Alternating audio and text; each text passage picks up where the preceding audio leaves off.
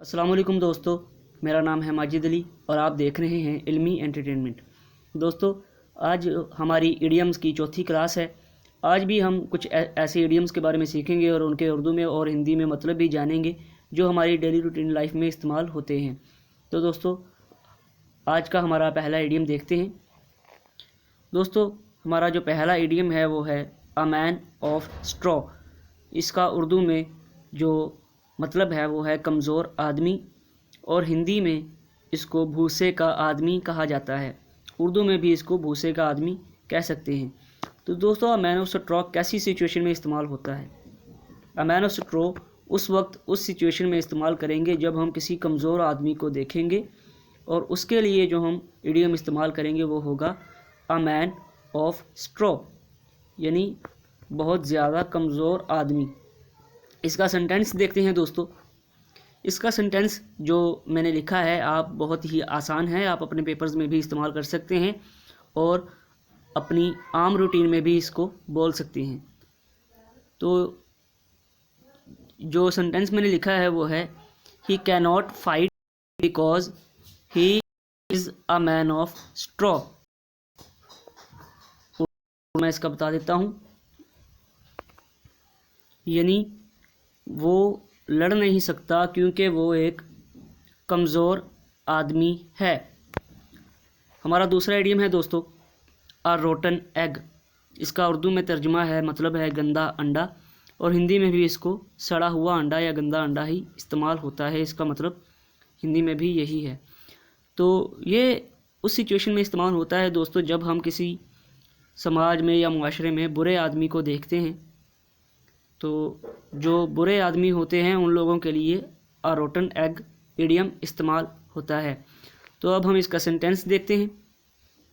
इसका सेंटेंस है दोस्तों do not keep the company of rotten eggs, यानी बुरे लोगों के साथ सोहबत ना रखो या बुरे लोगों के साथ मिलजुल कर ना रहो। दोबारा बोल देता हूँ, don't keep the company of rotten eggs.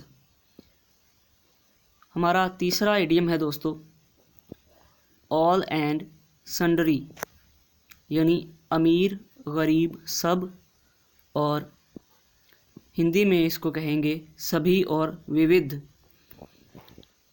यानी एक जगह जहाँ पर अमीर और गरीब सब लोग इकट्ठे हुए हों।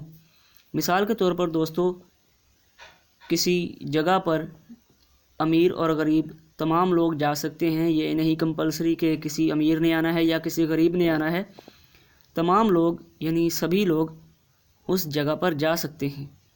तो इसका जो सेंटेंस मैंने लिखा है वो है all and sundry came to see the fair, यानी तमाम लोग मेले को देखने के लिए इकट्ठा हुए थे या जमा हुए थे। All and sundry came to see the fair. हमारा आखिरी इडियम जो है दोस्तों वो है टू बैकअप। उर्दू में इसका मतलब है मदद करना, और हिंदी में भी इसका मतलब मदद करना ही है, टू बैकअप। इसका सेंटेंस देखते हैं दोस्तों। इसका सेंटेंस जो मैंने यहाँ पर लिखा हुआ है बहुत ही आसान है। We backed up our team in the match.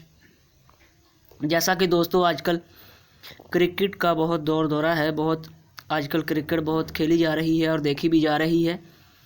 तो अगर हम किसी टीम को सपोर्ट करना चाहते हैं तो हम ये जुमला बोल सकते हैं कि we backed up our team in the match, यानी कि हमने अपनी टीम की मदद की या हौसला अफजाई की।